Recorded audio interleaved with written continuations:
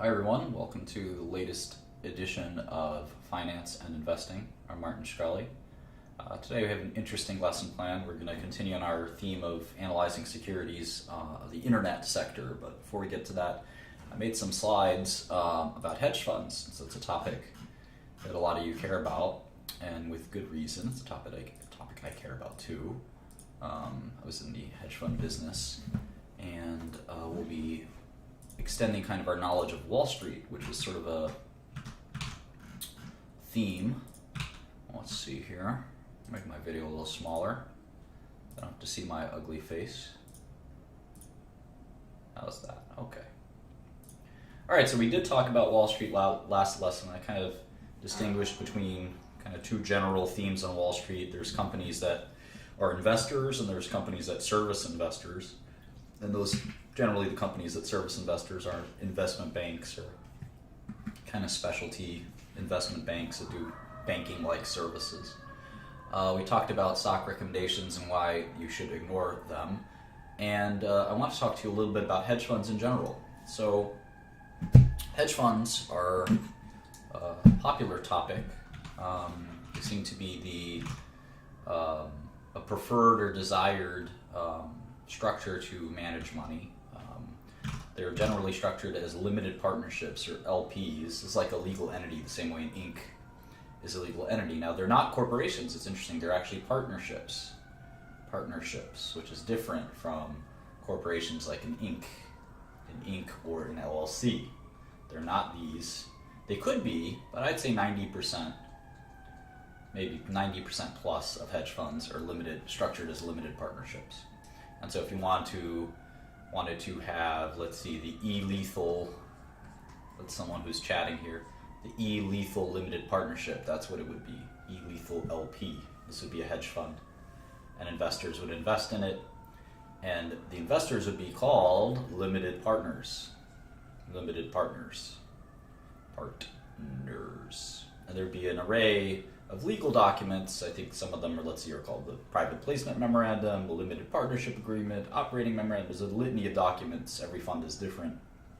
And these are the kind of rules of the hedge fund. And the rules are things like, well, minimum investment, you have to be able to invest at least $1 million, or we won't take you as a client. That's pretty typical. And then fees. And one of the interesting things about hedge funds that's different from most hedge funds, before I get to it, is the fees. But before I get to that, I just mentioned that most hedge funds are organized in Delaware for onshore hedge funds. Now, you typically have to invest in an onshore hedge fund if you're a citizen of the United States or things like that. But most hedge funds investments are actually done in so-called offshore entities. And those are typically in places like the Cayman Islands, Bermuda, the BVI or British Virgin Islands, and you're looking for here tax-exempt investors. So if you're a U.S. citizen, you can't invest in the offshore fund. I mean, you could, you'd still have to pay the taxes though. There are tax-exempt investors though. There are investors like pension funds. Pension funds are tax-exempt. There's foreign companies, right? Other Cayman companies can invest in your hedge fund, things like that. But an average person has to invest in the onshore fund where you pay a huge amount of taxes. That's why most hedge fund investors are kind of offshore entities that are tax exempt. So that's just sort of one thing to think about. And there's typically that's sort of who buys in hedge funds, right? It's mostly offshore entities. I actually never had an offshore fund, interestingly, but most hedge funds get most of their money from offshore investors. So in any event, I'd say $1 million is the minimum for even very small hedge funds. I'd say $5 million is typically a more reasonable minimum that you see these days. It used to be $1 million, but hedge funds have gotten maybe bigger and bigger. But small hedge funds, they take anything they can get usually. So I invested in a hedge fund recently. I put in, I think, $200,000.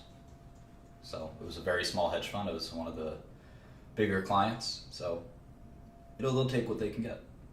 So the fees are probably the most interesting part of hedge funds, and this is why people kind of like them, is there are both management fees and performance fees. So a typical mutual fund, let's say it has a 3% management fee, is charged annually, but there's no performance fees. So if you put your money in a mutual fund, you put $1 million in, automatically they take 3%. So you're down to $970,000 right away, which kind of sucks.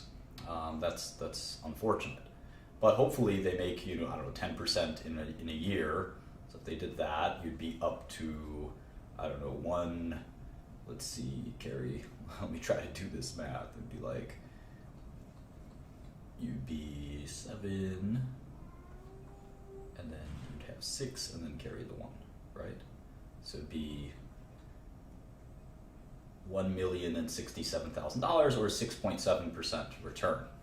So that is a big barrier for mutual funds, right? A 10% return would only give you a 6.7% return because you'd have this 3% fee. Hedge funds are kind of even crazier, where you have a 2% management fee and a 20% performance fee. Now, performance fee is only charged if the fund performed positively that year. So this example is if a fund had a 20% return, let's say there was $100 million in the fund, and it had a 20% return. That means that's $20 million, right? That the hedge fund made in profits this year. Well, that's pretty exciting, but wait until you get to the fees. The 2% is $2 million. And remember, this goes into the hedge fund manager's pocket. No matter what, the fund could have a terrible year and you'd still have to pay the 2%. The 20% is on profits, which is nice, and 20% of 20 million is another 4 million. So that's minus 6 million in total that's going to the fund manager for running the fund. So you're down to 14 million. So a 20% return turns into a 14% return for you. And so that's sort of the problem with hedge funds, is they have such high fees that it's very hard to beat the S&P 500 or especially when you adjust for the risk that hedge funds have. For instance, there's no liquidity usually in hedge funds. We'll go to that in a second. There's very little liquidity. You generally have to invest for up to a year or more in terms of a lockup, it's called. But the goal of a hedge fund used to be not to have any years of losses, and there are funds like Soros, Steinhardt, Tiger, Renaissance that never had losses in an annual period. Those days tend to be over. The good old days tend to be over. Hedge funds report results on a monthly basis. Some report even more frequently than that, but typically on a monthly basis. And obviously the hedge funds try to avoid beta or market performance, because then you can buy beta without paying a hedge fund or being in a lockup situation just by buying the SPY. We talked about beta as kind of correlation to the market.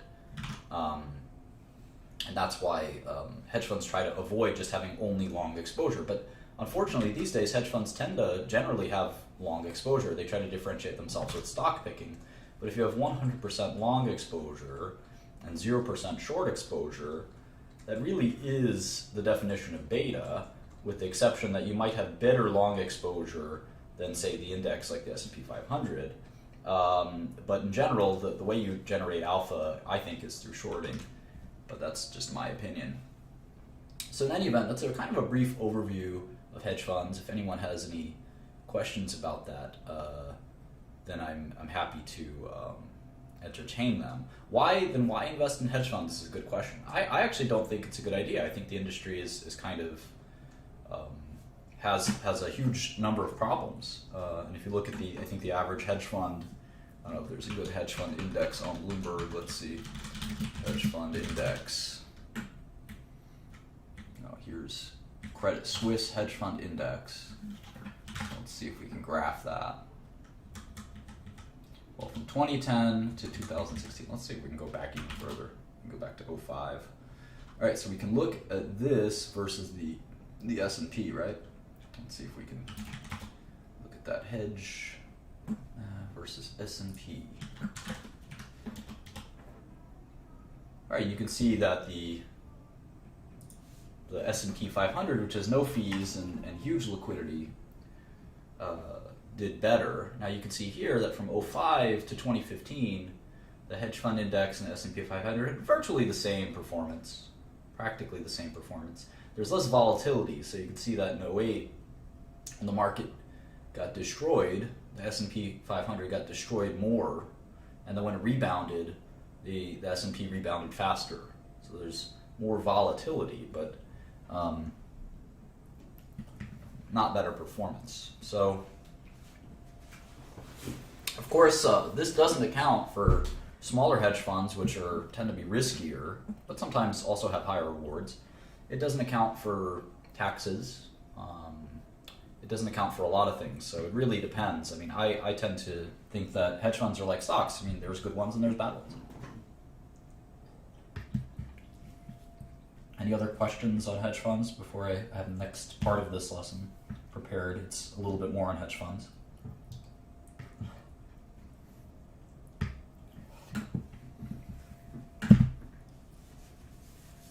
I don't think placing money in ETFs is a good way to invest.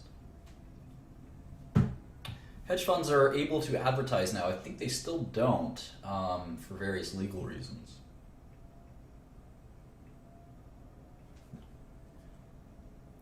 Hedge funds generally invest in liquid securities. Some of them do illiquid securities. Management fees tend to be taken out monthly or quarterly. Hedge fund can be publicly traded.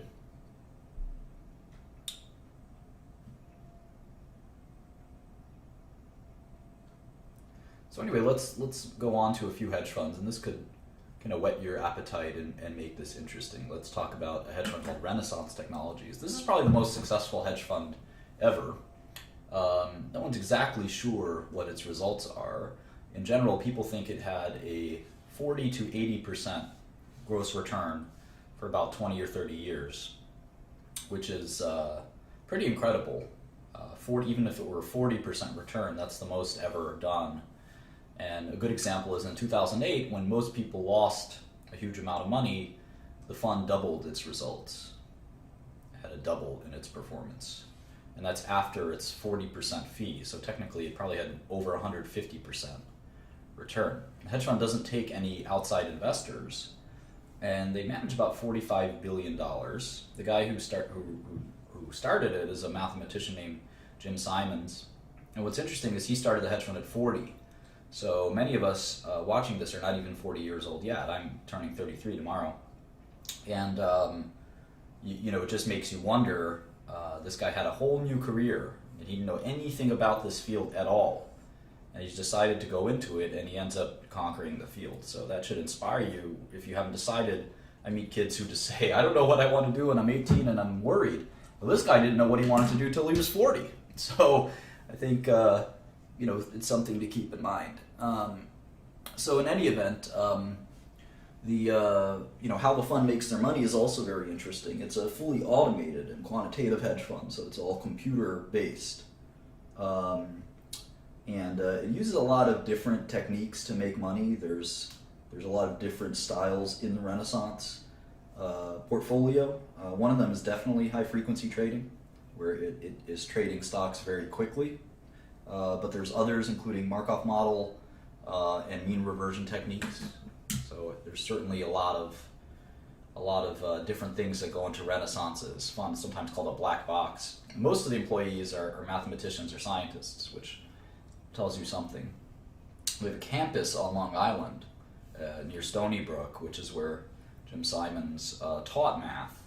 And again, most of their employees are mathematicians. And I want to show you something. There's sort of two ways to look up a company's assets. One is sort of the wrong way, and one is the right way. The SEC website is one quick way.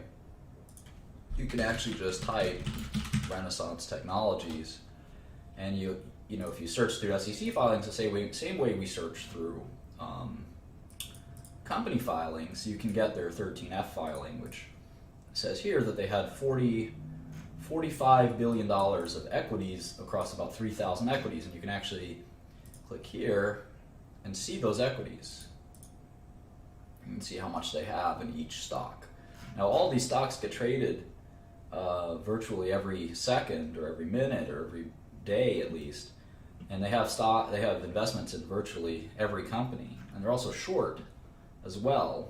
I think their equity portfolio is market neutral. So if they have $45 billion of equity holdings, that means they have $45 billion of short equity. So that makes $90 billion. And remember, Renaissance trades bonds, currencies, and other instruments, commodities. So it's probably several $100 billion of exposure, gross exposure. But the assets that they have are under this thing called Form ADV, and that's a different website, and that's this website.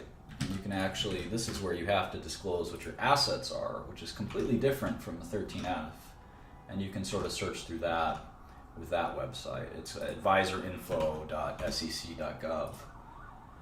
And so anyway, that's sort of a little background of a very mysterious and very kind of cool hedge fund. And yeah, it is true there, the definition of diversification. But you can only achieve the kind of a trading they achieve through computerized trading. And a lot of people ask me about quantitative investing. And I think that I'm sorry, not quantitative investing, but so-called technical analysis. And technical analysis is this kind of gibberish. I kind of think of it as voodoo, sort of as more or less been debunked as a technique. Sort of this voodoo. It's up there with me in astrology trading or rolling dice. Dice rolling, these are techniques that you should not use. And technical analysis is one of them. Technical analysis. And this was an old method used a long time ago that, again, is largely gone. And it basically says that if you, actually let me show you. If you look at a stock chart, kind of silly. If you look at a stock chart, you could actually try and predict movement by drawing these lines, these kind of, show you, trend lines, these different trend lines, and I don't know exactly how to do it, but this trend line might tell you something about the future of the stock price movement, and like you could call this a downtrend, if you will. And this is a resistance line, and you can see that the stock market is right at this resistance line, and if it goes above this resistance line, it'll go above even faster or something. And all this, I think, is nonsense. And the reason that I think this is nonsense is that if you look at real mathematical approaches and you think about efficient markets, here's a real algorithm.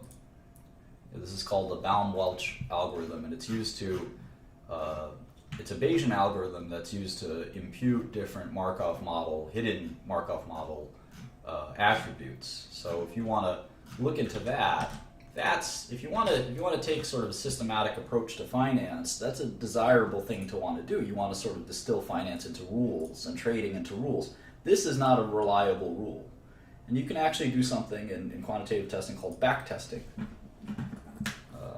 Backtesting. And what you'll find is if you backtest technical analysis across a large array of data, then it doesn't work. It doesn't work. In fact, a lot of algorithms tend to stop working when people discover that they work. So this concept is efficient markets or no arbitrage concept.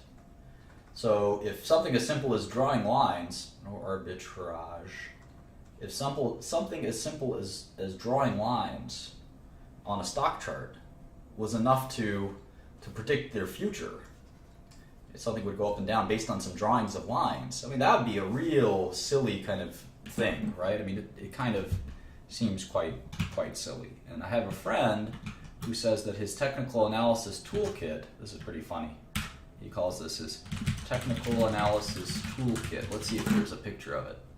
He has a very funny photograph of it. All right, these are all This is a funny one, I guess. But his looks like this. It's a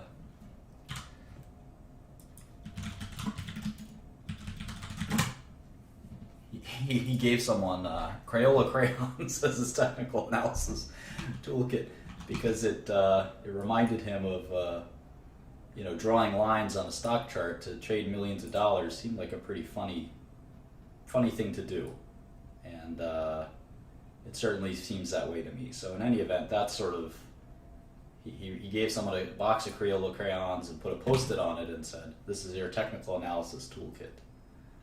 So I think that's a pretty funny thing there. So anyway, I think quantitative finance has kind of eclipsed technical analysis, and these complicated algorithms seem to work pretty well. At least the funds that employ them seem to do well, and the technical analysis line drawing doesn't really tell us very much of anything. So in any event, that's enough for the of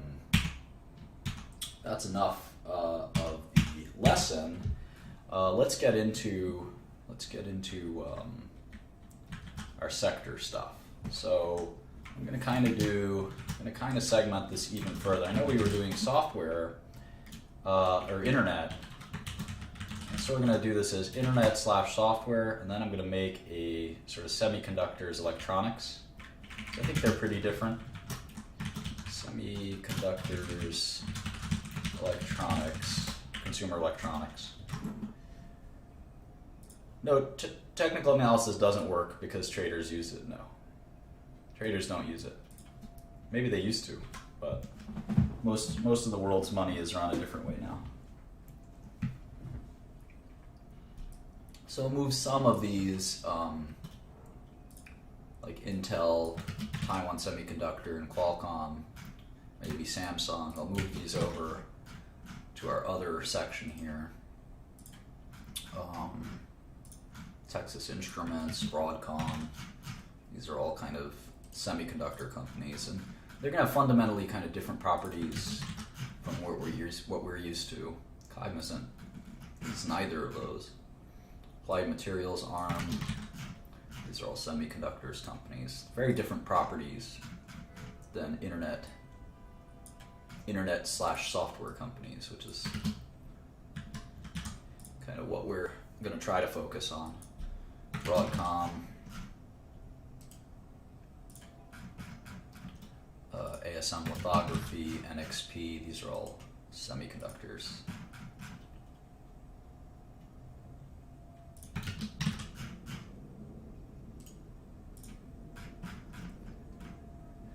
NVIDIA and ADI, definitely semiconductor companies.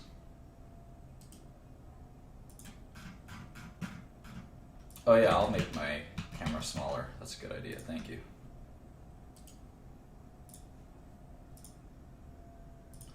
Nobody needs to see my face. There we go. All right, what else?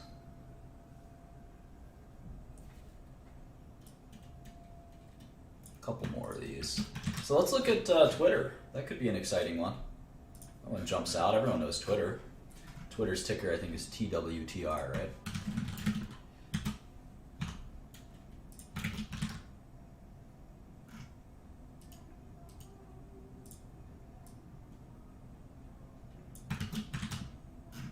These are also semiconductor companies.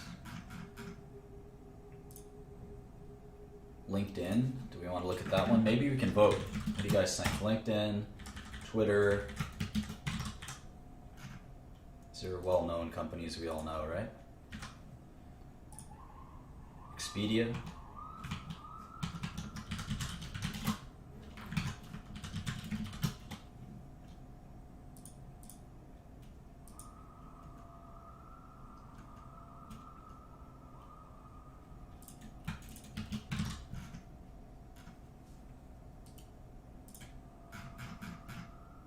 We did a little bit on Alphabet already, so I would say you have choices of Priceline, SoftBank, Baidu, Netflix, JD. Canon and Sony are not software. Let's get to those.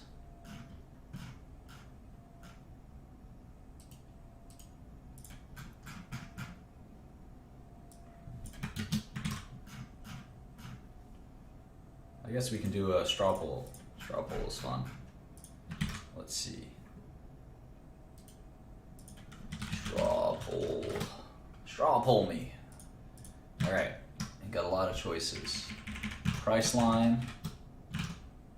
That could be good. SoftBank. That's good because it's a Japanese company and it's good to learn how to do the foreign ones. Baidu is Chinese.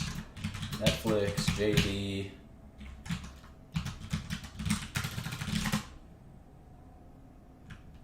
JD is foreign too. eBay, Yahoo. Yahoo Japan. It's going to be good to learn like subsidiary structures and stuff like that. Fujifilm and Hynix are not software companies. Let's move them over there. HP is not. Hedge is not. NetEase is.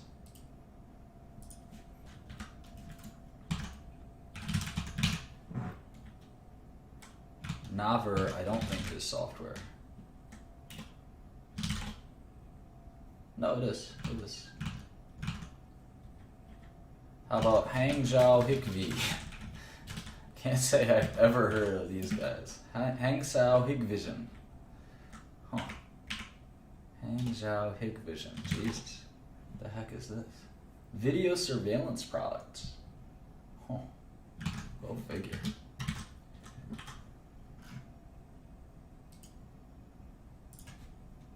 Yeah, Bing is a Microsoft product. Alright, so let's see. NetEase. Naver is Korean. 035420. Expedia. Who else? Ctrip is CTRP. Ctrip.com. It's a big company. It's LinkedIn. Infineon is and Skyworks are more semiconductor type companies. They don't do software. Rakuten is a weird one. So Twitter, let's make it those 14. Which stock?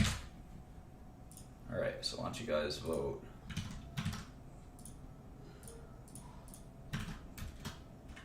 Let me know.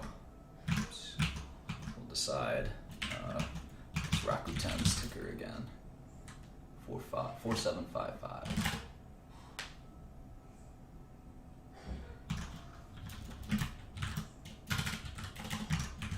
MediaTek. Someone's like coughing their lungs out in my hallway. Wondering if I should go help them. Dilemmas, right?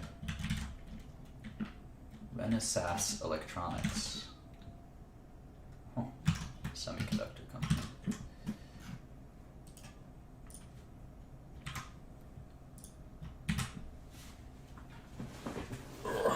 Okay.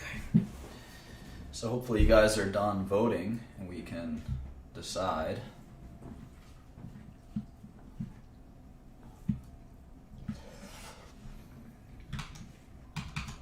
Let's see what the results are. All right, most people want to look at either Twitter or Netflix. We can do both tonight. How about that? Let's do both. All right, so we start out this process as usual by looking at the so-called capital structure, what I like to call the capital structure of the company. A quick way to this capital structure is stock price, shares outstanding, market cap is 1 times 2, cash, debt, and then 6 is 3 minus 4 plus 5. So these are all kind of fundamental, and this is the enterprise value. And the other way to look about capital structure is to think about it as seniority. So debt kind of is first, and equity is second. And in complicated companies, you have different kinds of debt. You have senior debt, for instance, some kind of junior debt. The junior debt is still senior to the equity. And maybe draw this upside down, I don't know, but I think of this as first, second, third. In bankruptcies, these guys get first dibs, and then these guys could sometimes even get completely evaporated. 6 is, let's see, 3 minus 4 plus 5. Market cap minus cash plus debt equals enterprise value.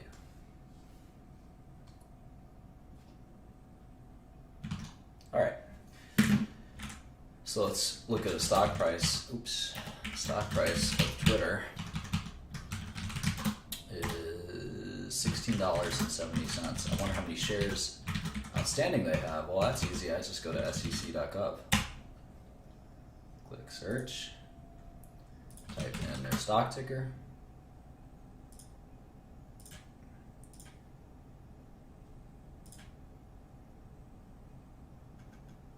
And we can see that they have 697, almost 700 million shares outstanding.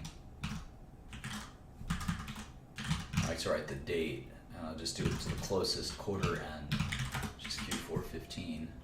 So now we know the market cap immediately is 11.6 billion.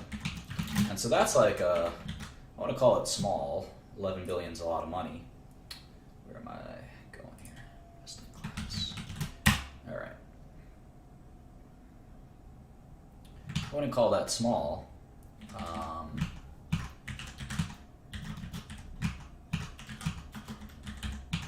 But compared to,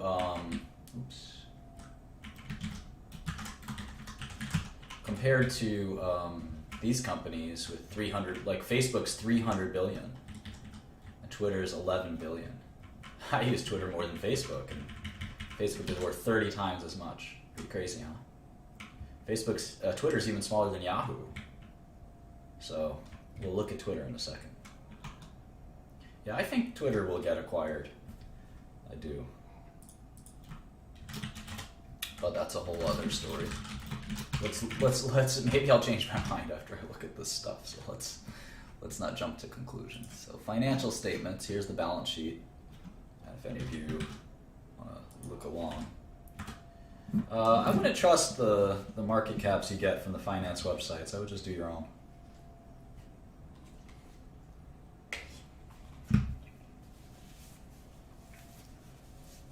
All right. And if it's off by a tiny amount, it doesn't make a difference. All right. So cash is about 3 billion. So 2583.877 plus 911.471. 3.5 billion of cash, right? And I have no other cash line. How about debt? There's convertible notes of 1.455. One day we'll actually look at convertible notes because they're pretty interesting. I actually issued convertible notes, $45 million of convertible notes for one of my businesses many years ago. It was very successful. Great investment and great. Convertible notes are kind of between equity and debt, sort of like polar covalent bonds are between polar and ionic. Convertible notes have both stock and debt-like features. If you think I'm going to stop my lesson plan to answer an irrelevant question, then I would encourage you to leave. I'm trying to give a specific lesson on Twitter. So unless you have a specific question about Twitter, please go away.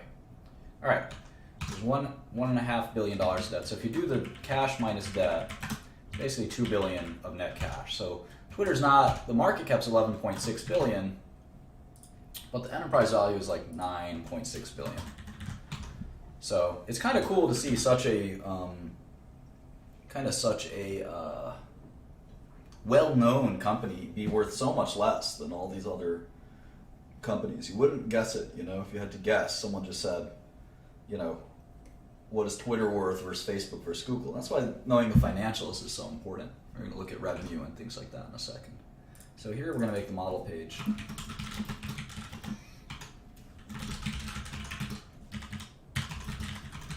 I just like to put in like the last 12 quarters, including, or just 12 quarters, some past, some future.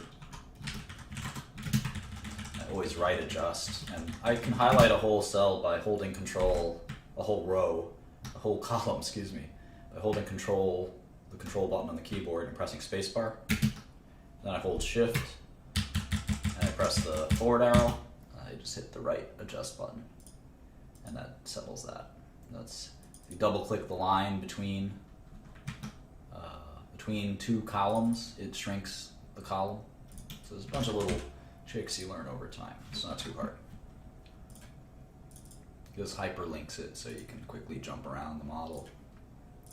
Anyway, then you want to do the annuals. So I like to go out to 2030 or 2035 in terms of the DCF. Revenue is the same, sort of the same line everyone has. So it's kind of, this is pretty cool. So you see the revenue, 2218, $2 billion revenue. They had 1.4 billion the year before and 664 the year before. So clearly amazing growth, right?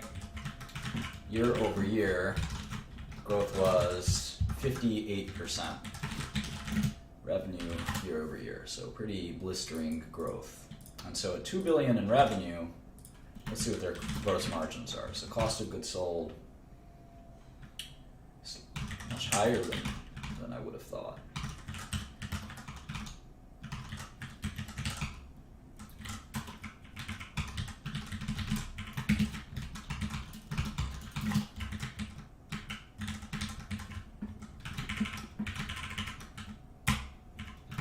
Well, it's actually pretty good. Roughly 70% gross margins.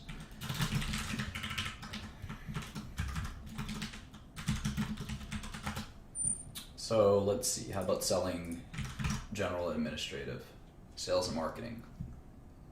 Look at that R&D, crazy.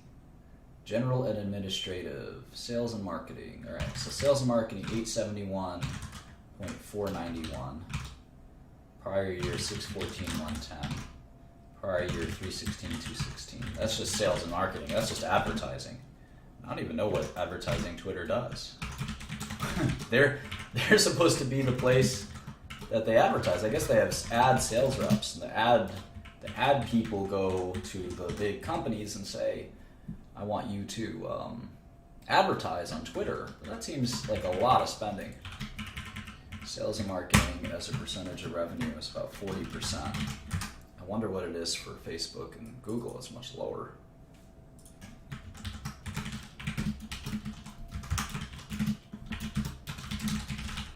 Very few businesses have that high sales and marketing percentage of revenue. G&A, general administrative, that's just like headquarter costs, lawyer costs, auditors, stuff like that, 261 million. And then R&D, somehow they spent $806 million on R&D. I don't know where that's all going. That's programmers. Basically, that's programmers. So operating costs, you can see that they're actually unprofitable. Twitter lost $450 million last year, which tells you something. All the other companies we've looked at thus far make money. So Twitter seems like they're intentionally losing money. And they have interest expense. They would say that they're investing in their future, but I would say they're losing money.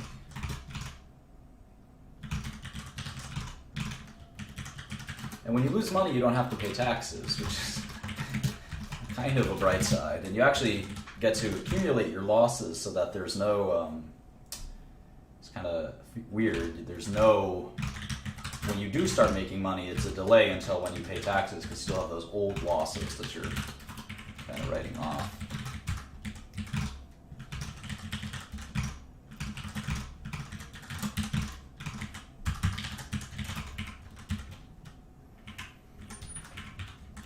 Yeah, they should probably cut their costs. I would agree. But I think revenue growth is still very important, right? They're a young business, so growing their revenue, and that's good revenue growth. We'll have to look at how they're doing on a quarterly basis, of course.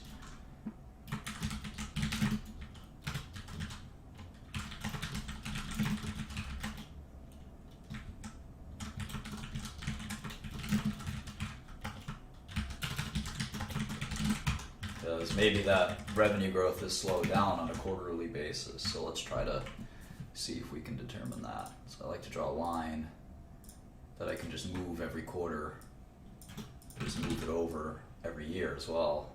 So I know what the estimated versus the actual is. That's the difference here. Cash flow from operations, they actually are positive, so keep that in mind. And if you look at CapEx, it's about equal. So it looks like they have a ton of different non-cash expenses.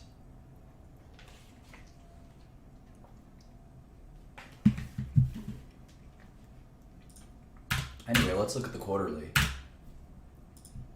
And yeah, in the internet, it's all about users. It's all about users and monetizing those users. Most companies focus on that. I've invested in some internet startups, and that's the idea, right? You don't really care about your profits, and that's sort of the why Facebook. Going back to our comparable sheet, that's why Facebook is 28 times earnings and Amazon's 100 times earnings. Is most tech investors are used to like understanding that the income statement can change whenever the company wants to stop investing in research or whatever and lower its cost base. The income statement can change, but one of the things that's really important as a sign of strength of their business is the users and the monetization of their users. Eventually the rubber has to hit the road and they have to start making money. I think everyone recognizes that, but Twitter is negative. Negative net income, but maybe positive cash flow. So anyway, let's look at their, here's the 3 months.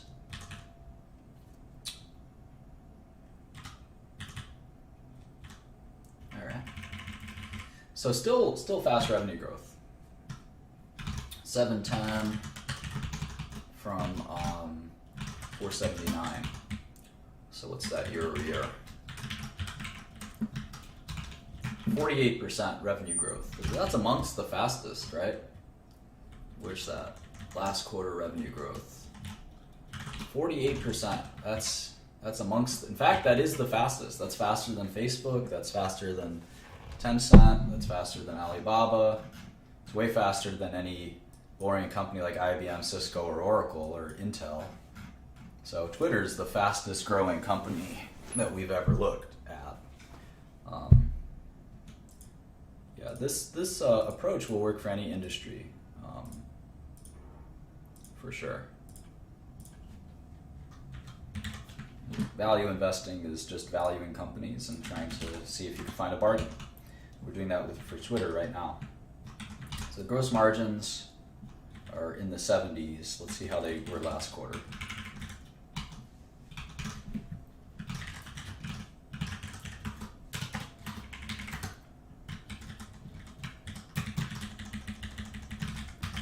%. So they have high gross margins too.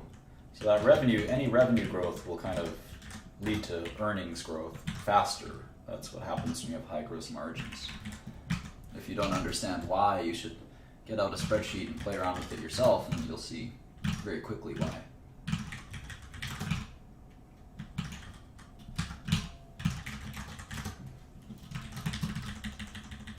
So it looks like they still lost money at least on a GAAP basis. In Q4. I think they made money though on a non-GAAP basis. So depending on how we want to make our model, we can make it GAAP or non-GAAP, but I encourage one to keep it the same. So you see they paid taxes. Taxes are kind of a cash non-GAAP kind of construct. So they probably are profitable on a non-GAAP basis and unprofitable on a GAAP basis, which is sometimes normal when you're a growth company that's just becoming profitable.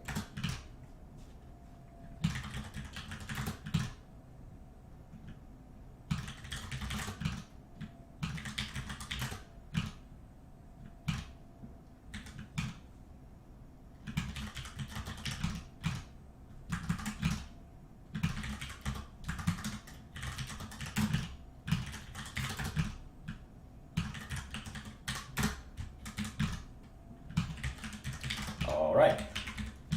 So yeah, 48% revenue growth is still extremely fast and very exciting. Because the whole idea is that the revenue growth will continue, and hopefully growth in costs will be less than growth in revenue. So let's take a look at what growth in costs look like.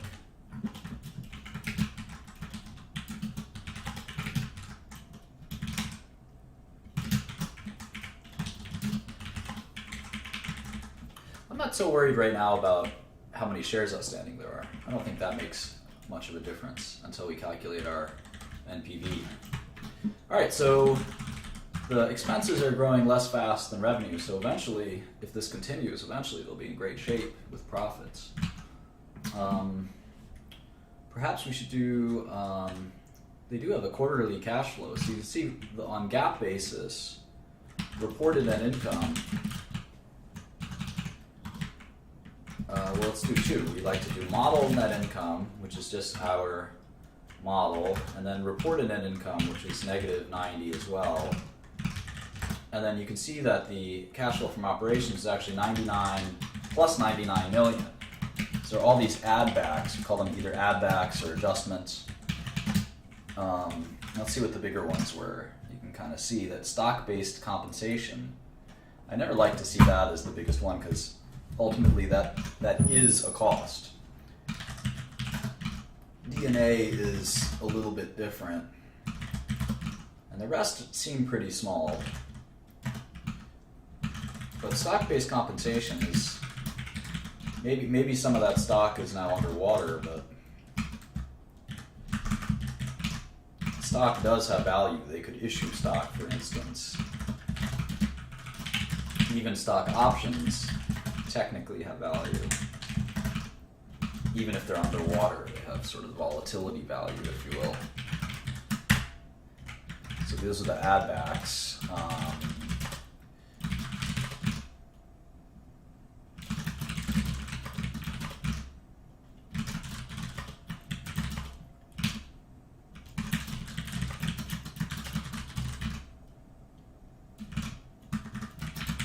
All right, so you can see that they made 100 million in cash flow from operations. Remember, cash flow from operations doesn't include capital expenditures, which are costs that are capitalized on the balance sheet and are expensed over long periods of time. They're assets that were purchased in that period that have a useful life, important two words there, a useful life of more than 1 year.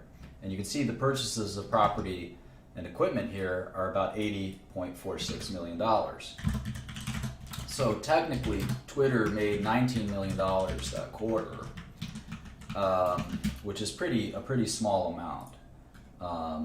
We'd have to sort of back out a number of these things, and I'm not necessarily comfortable backing out stock-based compensation, but I'm certainly comfortable backing out DNA. Now, the thing about DNA is that it just about equals CapEx, so really they offset each other, and what you get is a break-even business roughly, but that's also excluding $155 million of CapEx. I'm sorry, of stock-based comp, and I think that's unwarranted. Just because, like I said, I mean, giving stock to your employees is the same as giving stock to anyone else. It's worth something, and it's just as much an expense in these lines as if you were to pay them cash salary. It really doesn't make much of a difference. So some people like to exclude stock-based compensation, and there's a lot of philosophies on that. It's pretty advanced finance as to whether or not you think over the long run stock-based comp maybe comes down, but there's really a lot to think through there. So anyway, we'll kind of keep thinking about that. All right. Yeah, definitely don't give me pointers. I know what I'm doing. All right, so stock-based comp, so they have non-GAAP net income of 115 million, but again, that's excluding all of this stock-based compensation, which I'm not necessarily comfortable doing. And you can see that they give you the stock-based compensation expense by function.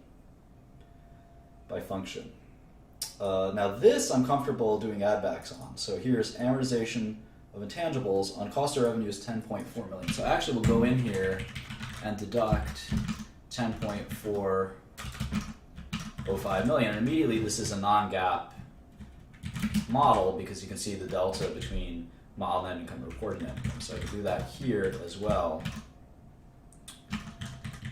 Yeah, I've been valuing companies for 15 years, so I think I know what I'm doing. I don't need your advice for sure. All right, 4949.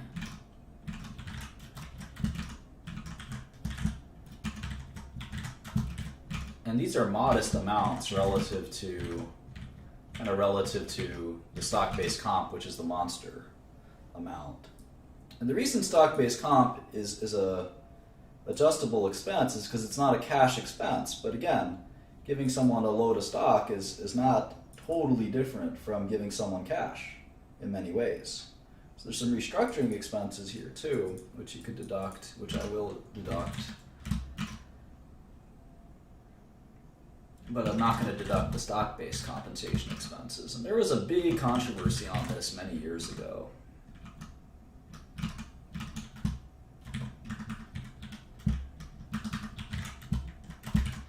R&D 8746 minus 0.064. Okay. Last year they didn't have any there. Okay, so if you deduct those, it's a $39 million loss, operating income loss. Which again, so for Twitter, even at $2.8 or $3 billion of revenue, they still are not profitable, which is kind of shocking in many ways. Well, it's stock-based compensation is a good thing. It's just that it's an expense. It's not free. That's the theory. It's not free. And so you have to find a way to expense it. And that's not easy because it depends on the price of the stock, and there's this Black-Scholes value, and it's sort of all over the place. But hey, man, let's kind of read this update together. How about we do that? All right, we're taking a new approach to our earnings announcements. We'll use our conference call and Periscope to take your questions. I actually tried that once on a conference call.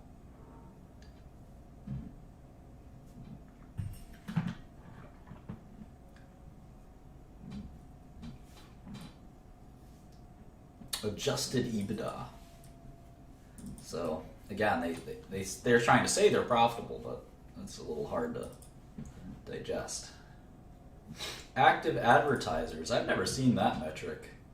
They have 130,000 active advertisers. I don't know that makes a difference. 5 years from zero revenue. Is that right? Wow. Twitter founded it was founded in 2006, but I guess they didn't have revenue until, I like to write when they were founded, 2006.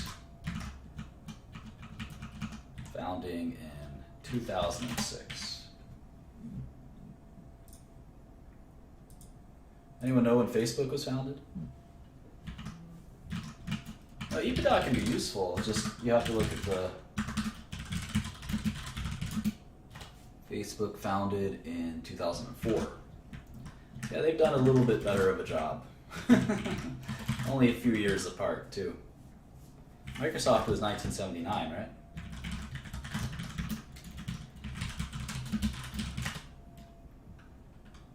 $1975. Anyway, let's get back on track. We saw a decline in monthly active usage in Q4. Well, that's the death knell, right? That's the death knell for any internet company. A decline in usage. We've already seen January bounce back. Okay. We're confident that the growth trend will continue over time. Well, the revenue growth and the user growth should track over time. And I would say that the user growth lags revenue growth, or revenue lags users. So we're going to have to track that pretty carefully. I'll show you how we do that in a second. We've done it a few times. So most of the revenue is advertising. Mobile was 86%. of total advertising revenue. How about that? Here we go. Total average monthly active users were 320 million, up 9% year over year. That's pretty bad. I mean, at some point you get saturation, right?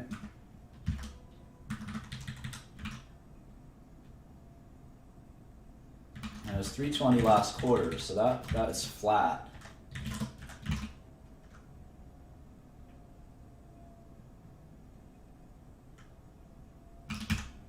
So anytime you get flat in a growth business, it's sort of scary. And you can see that, I mean, the question is it a pause and then it'll just keep going up again? Or is this the beginning of the end? We know that Facebook's at 1 billion. So if Twitter's going to stop at 300, well, look at the business. It loses money. How valuable could this be? Maybe they can cut costs, I don't know, but that's a little scary. And now, so on an ARPU basis, right? On an ARPU basis, you're making $8.88 per user. ARPU, average revenue per user. And I'm multiplying that by 4 to give it an annual basis, because this is a quarterly basis, right? They have 320 million users and they made $710 million in revenue. So that's like $2, right? $2 per user per quarter, so $8 per user per year. And if I look at Facebook, we have the same algorithm, and it's even less, right? They're doing 6, but I'm not multiplying by 4, so I can multiply by 4. So they're doing more. They are doing more.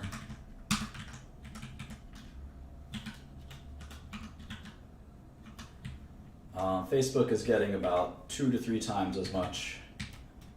2 to 3 times as much, right? Out of their users. But they're also growing users. I mean, Facebook, look at the user growth is 17%. 17%. And they have more users, so it's harder for them to grow. So the fact that Twitter had not a down quarter, but a flat quarter, I think is very worrisome. Very worrisome.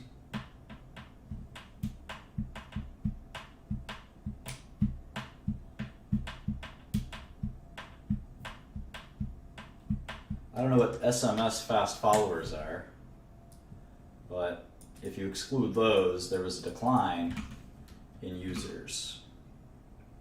So pretty worrisome.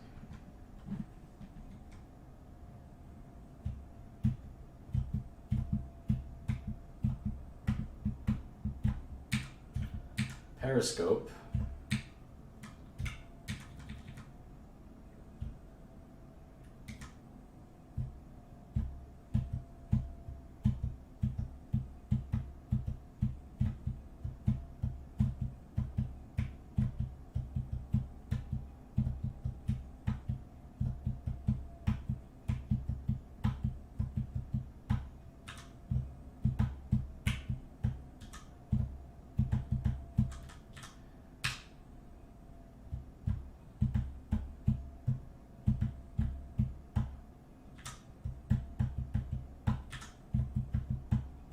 So for Q1, we expect revenue of 600 million, roughly.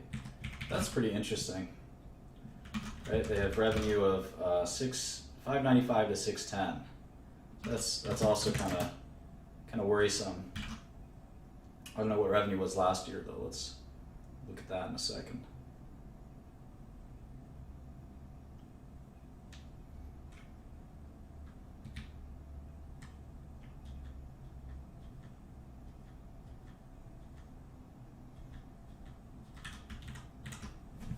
Go to the 10Q.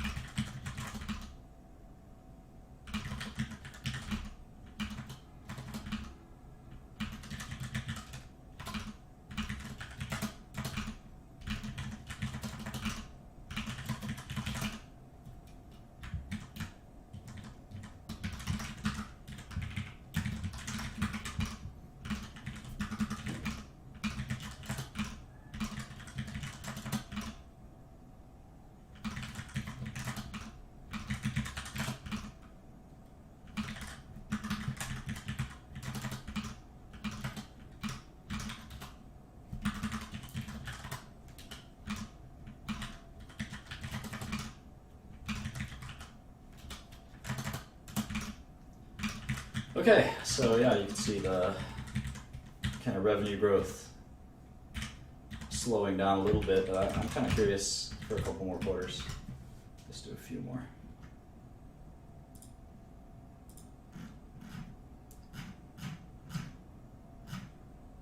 Yeah, I'm pretty curious how Facebook defines active user, because if they define it as anyone who's using any of the Facebook platforms like WhatsApp, Instagram, or Facebook, the website, then I'm kind of curious, sort of curious how they define that. Whereas Twitter Twitter I guess could play the same games with that average user definition with Periscope. Periscope's a small brand right now, but that's another kind of question, isn't it? If you're an active user on one of the company's websites, technically you're an active user, right? So I'd be curious how Facebook defines that. And I don't think they break it out. I don't think they break it out too well.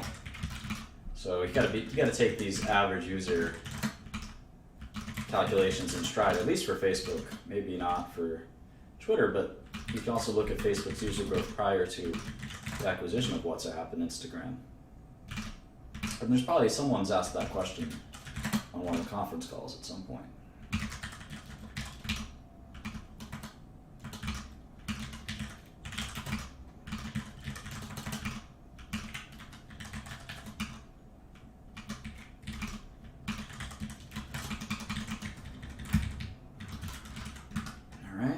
So 60%, 61, 58, 48. Now for the final quarter. Very curious about this one.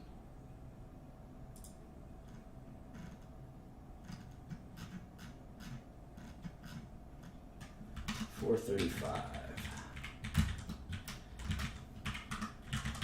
So it looks like there is seasonality, that Q1.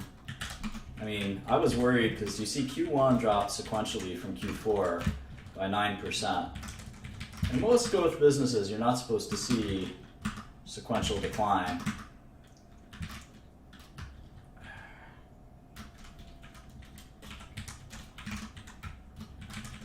And so the fact that they're telling us there will be another sequential decline, I'm not sure that that's that worrisome. Let's see what the year over year is. The year over year is for 39% growth. Well, they can't grow at 60% forever, although Facebook's accelerating growth at their highest, now their highest revenue ever, so I don't know. Can't all be Facebook. You gotta value Twitter on what Twitter's worth.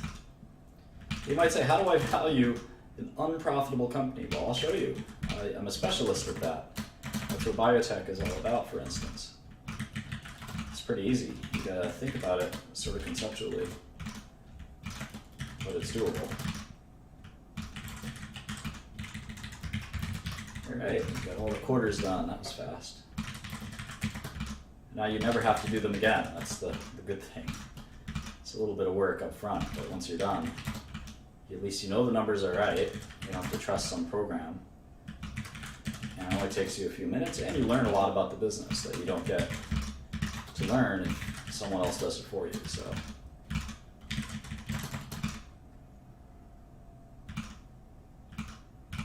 all right,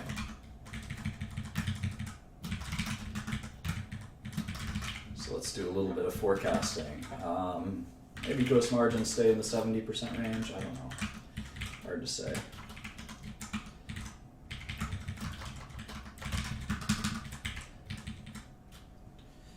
Costs are going to be tricky. Costs are growing quite a bit.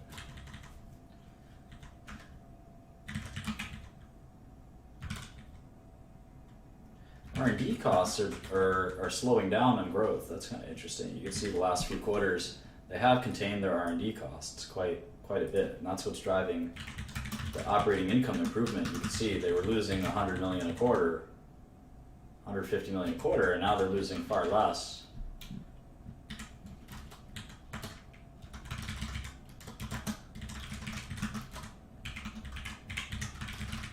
So for argument's sake, let's say revenue increased 30% year over year.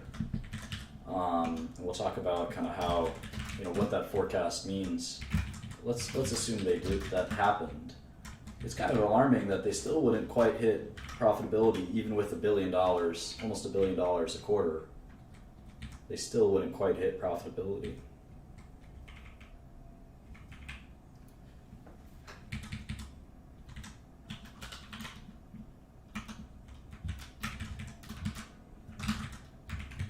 Even if they scaled better, they still kind of wouldn't quite hit it, which is very alarming. Because it's not like they have a big depreciation headwind or tailwind. It's CapEx seems to equal DNA. So it's a very alarming thing that's going on at Twitter. But let's try to start to do the annuals, and let's try to see if we can get a long-term revenue forecast. And this is where we have to get pretty philosophical. So if you want to understand what a business is really going to be worth for the long term, it's pretty hard. It's pretty hard. And you have to be able to be very conceptual and theoretical about it.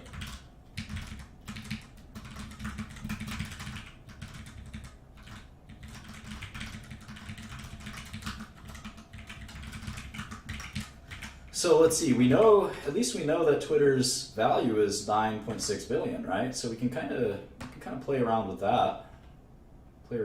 Conceptually. That's a good starting point. In math, there's this concept of inversion. There's two great mathematicians who said anytime you encounter a tough problem, invert. So Jacobus was a famous calculus pioneer, and he said, invert. Always invert. And then Descartes was another mathematician, logician, who invented this way of thinking called reductio ad absurdum. And this sort of is the same concept of working backwards. So I think a lot of financial people try to say, well, let me come up with the estimates. Let me come up with the reasonable estimates for earnings. X, YX, ZX, etc. And I'll take the NPV, which is some kind of discounted cash flow of these estimates, and some of these discounted cash flows. And what a more reasonable thing to do is reductio ad absurdum. So what you want to do is look at the value of the company. In this case, it's 10 billion, and you can say, well, what stream of earnings will give us a reasonable market value of $10 billion? And we know from doing this a number of times, say $1 billion at steady state with a 10% discount rate is worth about $10 billion. We also know that $500 million of net income at an extremely low discount rate of say 5% is worth about $10 billion. So can Twitter ever be a $500 million net income company? And the answer is sure. I mean, it's a $3 billion revenue company, and that's only 20% net margins, right? Most of these tech companies have operating margins north of that. So why couldn't Twitter be worth $10 billion? Well, it is. It's worth exactly $10 billion. So we have to sort of think about this stuff pretty conceptually, and we'll talk about that more and more. But certainly it's going to be hard to come up with earnings numbers, because in 2016 I'm not sure Twitter's going to make any money. In fact, I have them losing $327 million. So the PE is not even a negative multiple, or the EV to earnings is not even a negative multiple. It's just not applicable. So let's see what we can forecast for 2017. Let's assume their growth slows down a little bit to 20% growth. I still have that 70% gross margin. And sales and marketing, let's say they start to get their leverage going.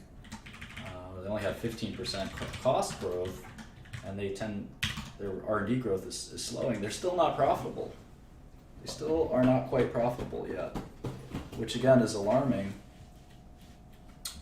And another year of the same kind of performance, 20% revenue growth, let's say 12% cost growth. They just barely break even.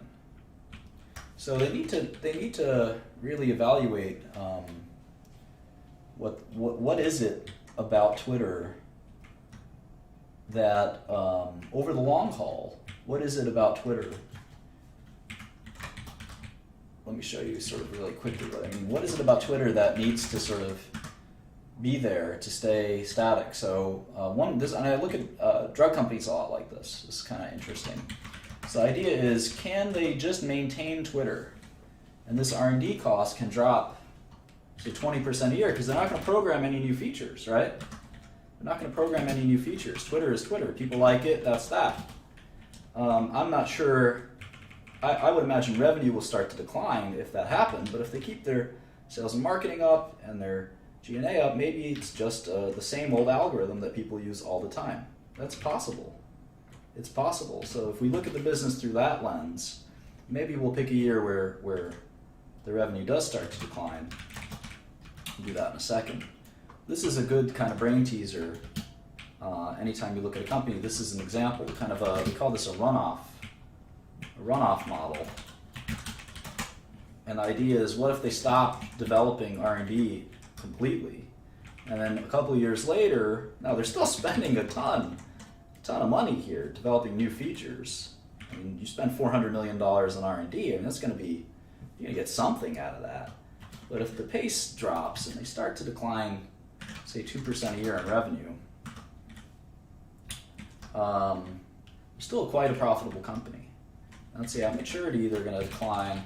So I don't know, people just get sick of Twitter. It's just a fad. Let's say it's a fad.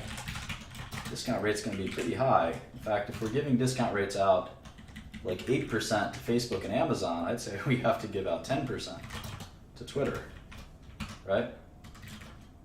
And that's why the relative discount rates are so much more valuable than doing WACC, WAC, or let's say WAC is WAC, but or CAPM or something like that.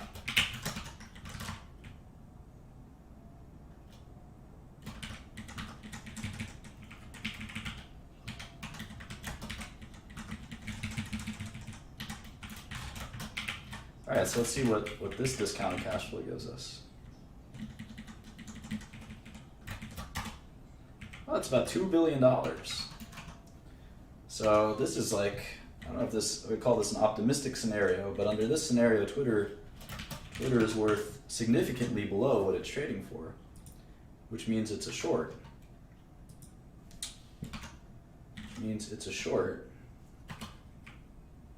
And I don't know if they can monetize to the same level as Facebook's users. Facebook's users have much more engagement, right?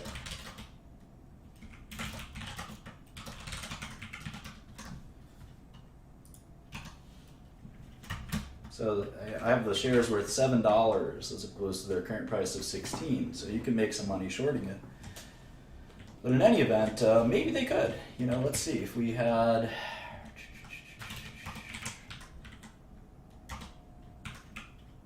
You're getting $8 out of their users, right?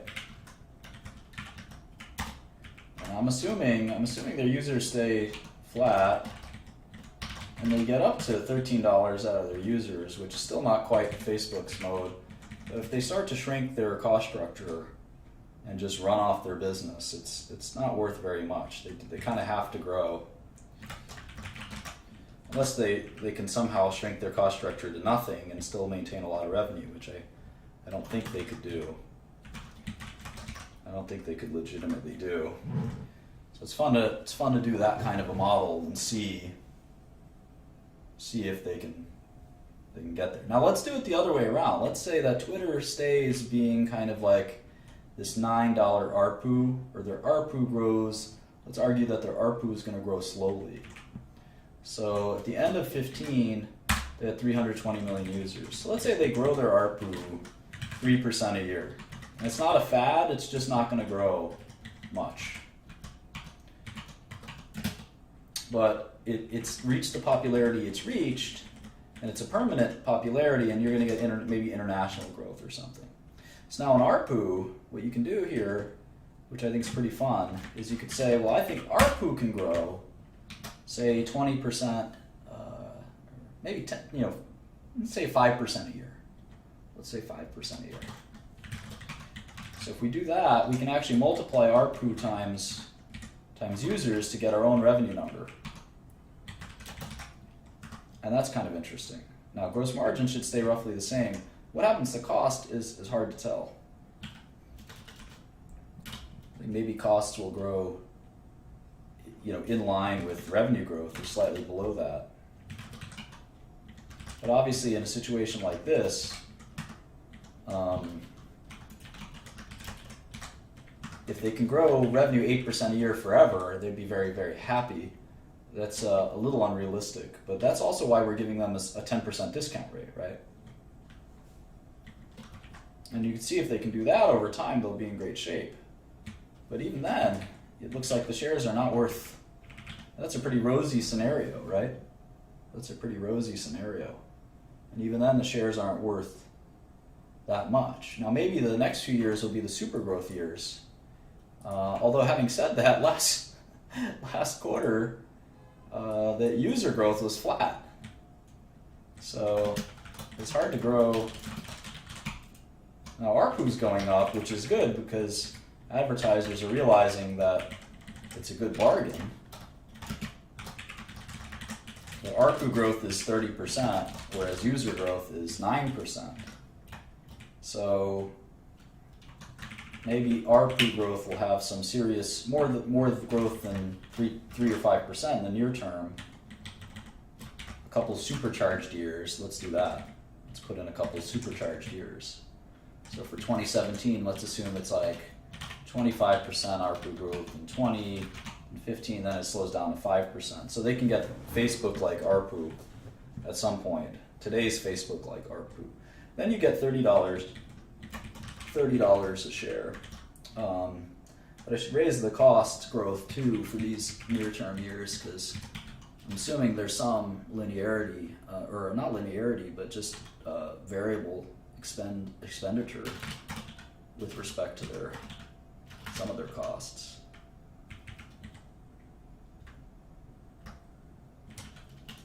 So anyway, there's $25 a share. And that's versus the current stock price of 17.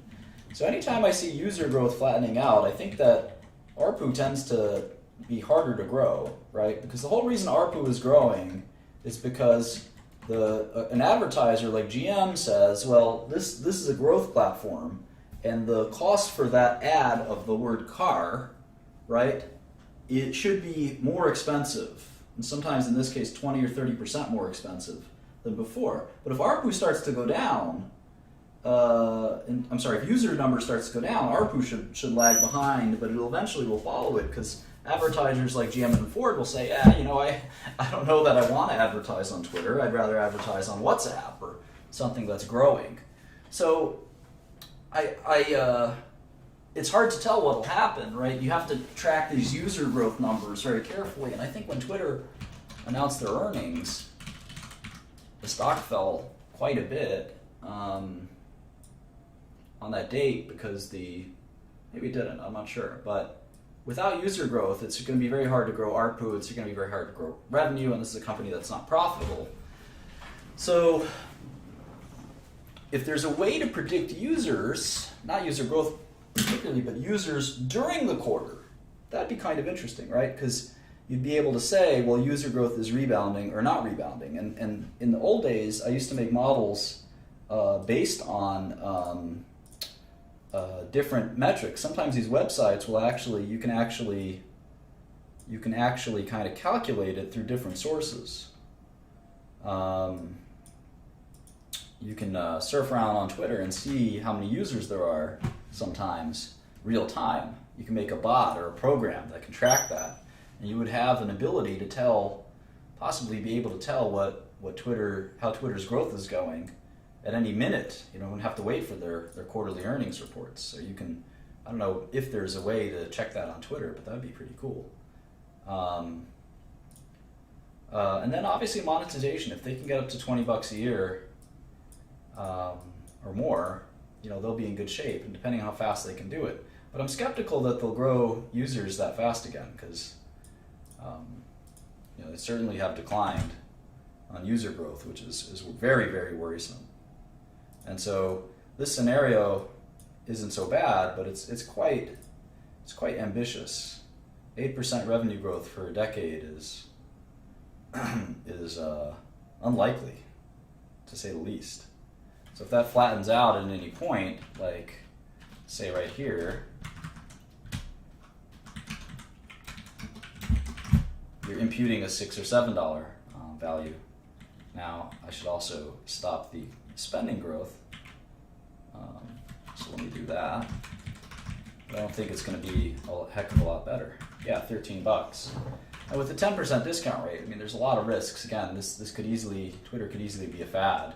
Now, we should do some math on how many users did MySpace get before it went backwards. So let's see, MySpace peak users. Does anyone know? Anyone guess? Let's guess. Google Trends, there you go, Code Zero. Yeah, that's not much. 76 million peak users.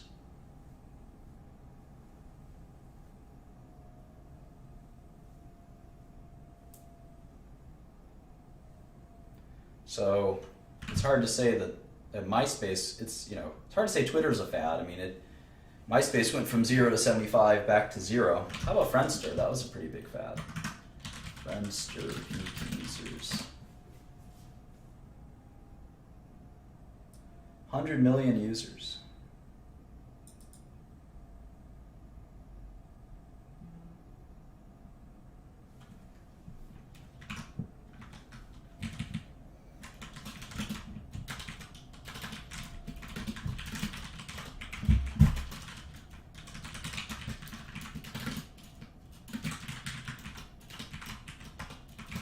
What was MySpace again? 60, 70, 80 million users? The concept, I guess, is that once you hit 300 million, it shouldn't go backwards. Coke Zero's a genius. You can actually Google how much people, you can actually track on Google how much people look for Twitter, and you can see maybe has peaked. Maybe has peaked. Maybe if we graph that against a MySpace, it's peaked as well.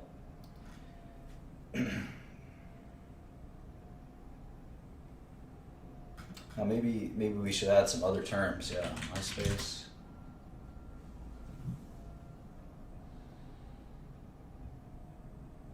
Yeah, you can see Twitter is kind of in the beginning of that decline. Let's try Facebook. Facebook had 19% user growth last quarter. Facebook's a little different, but it's also declined.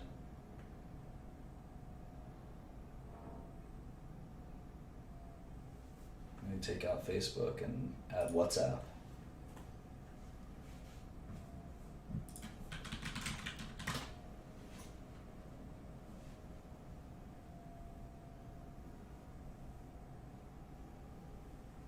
And WhatsApp's still growing. So this is a fun way to look at it, for sure. We're going to try to do a lot of these philosophical questions of how to look at companies like this, because it's not easy. The traditional ways is basically impossible. This is not a private equity type business. We have to think really conceptually about ARPU and users over long periods of time, and we're going to even become philosophers thinking about Maslow and other kind of seemingly irrelevant things, because the question is, do we need Twitter in our lives or not? And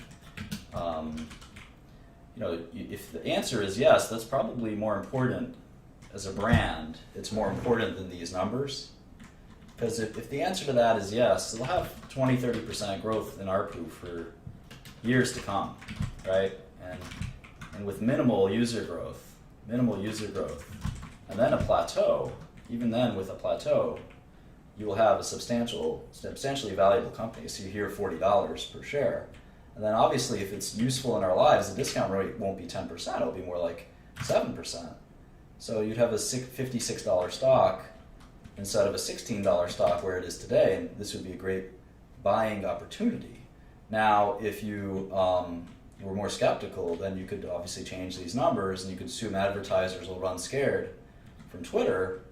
and all these numbers are significantly worse than what it is. So we just have to sort of think about what it means. We have a celebrity culture, someone's talking about celebrities and things like that. It's all true. So we definitely have to think more and more philosophically. We can't solve the Twitter puzzle today. And again, our goal as investors is to find, hang on one second. Our goal is to find, get a lot of funny messages here. Our goal is to find,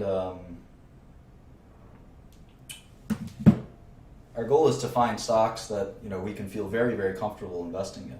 And many of these technology stocks may be just too difficult to understand. Now, occasionally we'll find very, very valuable technology stocks, or great shorts as technology stocks. So we got to think those through, and we'll learn how to do it a little bit together in addition to what I already know. But this is definitely an interesting case. You certainly don't expect Twitter to be profitable in 2017, or if they are, they'll be minimally profitable. Let's put in some of our earnings estimates.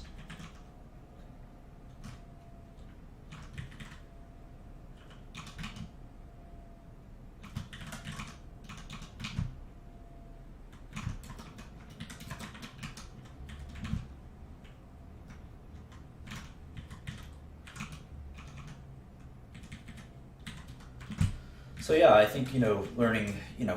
You should always have the expectation that it's going to take you 100 plus hours to try to understand what the value of the company is, and even that is, like I said, it's a guess. You hope to be 60% right.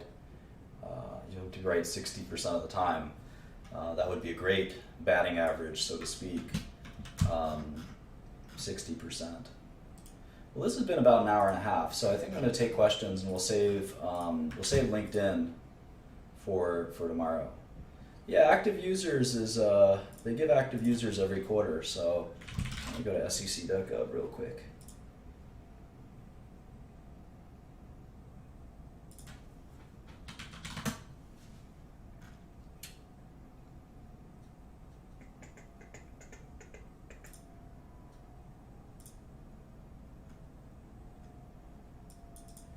Yeah, so it's been pretty flat for these guys. I mean, you look at active users, it was 320, 320, and 316.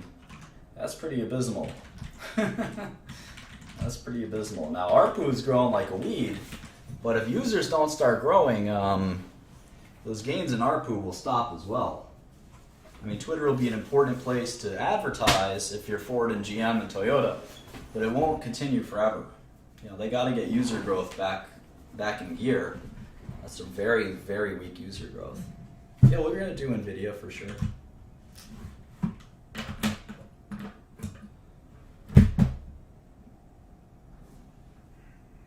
Yeah, I mean, obviously when we do cash flow statements, we always do DNA. But if DNA is going to be small, in most of these cases it is, then it's just as well to ignore it.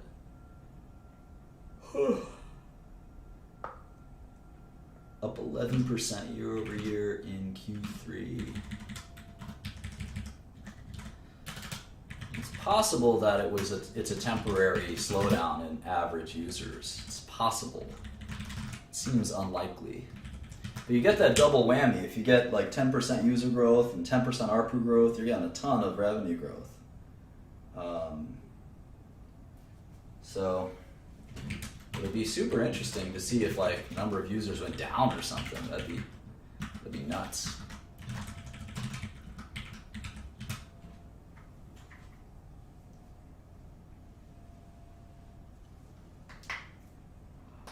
I don't know, Indiana James. Facebook is a pretty long-lasting fad. Like I said, it's about 10 times the number of users Friendster and MySpace ever had. So maybe it'll peak eventually, but say drinking soda was a fad. It still hasn't peaked yet. I don't know. No, I don't think about trading a stock within 2 hours of meeting it. That's like marrying someone after 2 hours of meeting them. It takes a long time of analysis to understand it all, about 100 hours at least. Usually a few hundred hours. I haven't even built out the model. I'm just looking at some basic things like users and things like that. Let's look at another one. I mean, it certainly seems like social media is going to stick around for a while. All right, so we got users for the last 6 quarters have been pretty flat. Kind of in that high 200s, low 300s range. Pretty stubborn, although they have gotten ARPU from 5 to 9 in the same time period. So most of their growth is coming from pricing. No one complains about that. Twitter ads are double. Twitter ads are double what they used to be. Where's the outrage? I guess they're not drugs, right?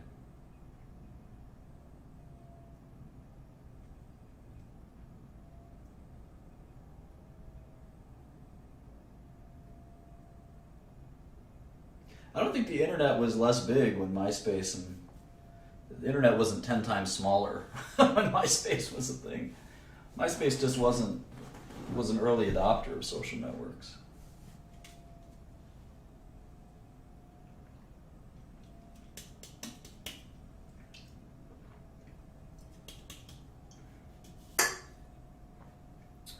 Yeah, I don't know what's going to happen to Twitter.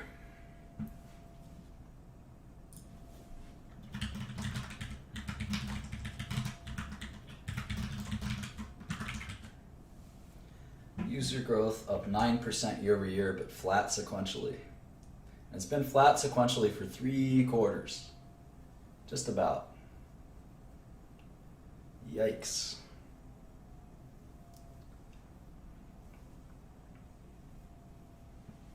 Very worrisome.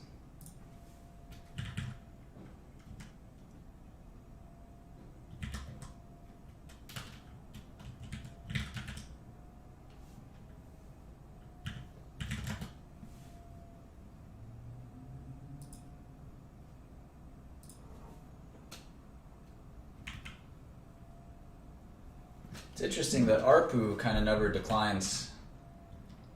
Other than in Q1, it declined kind of pretty substantially. So users grew, but ARPU dropped. But then it kind of just rebounded.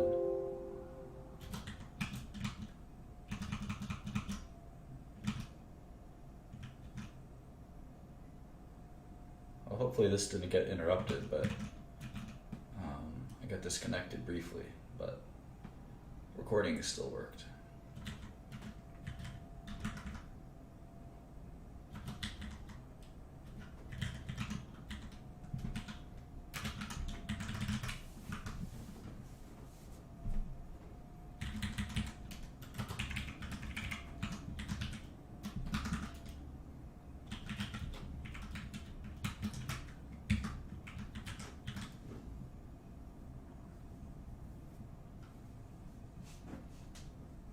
You know, I think you can probably derive ARPU through users.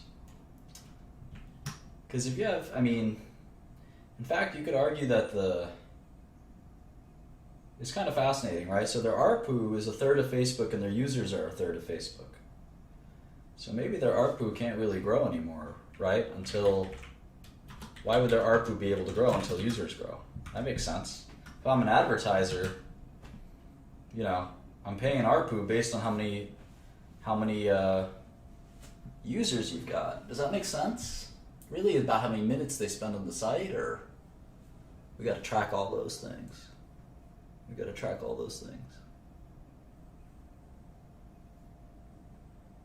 got to really dig into what does it mean to monetize a user.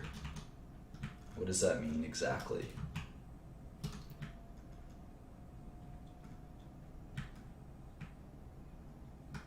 So that's kind of what the internet's all about. Yeah, I don't know how much I trust their user numbers either, but their user inflation is not uncommon, but that's more for maybe private companies.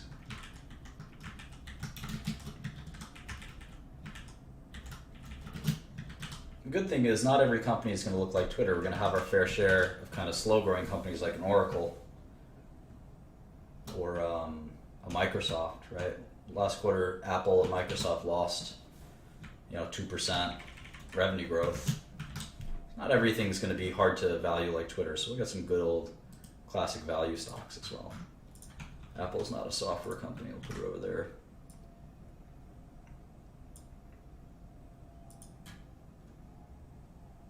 We'll do LinkedIn next time. So I'm going to head up to Blab. So thanks for listening. This was fun. I hope you enjoyed it. And until next time, I'll see you soon.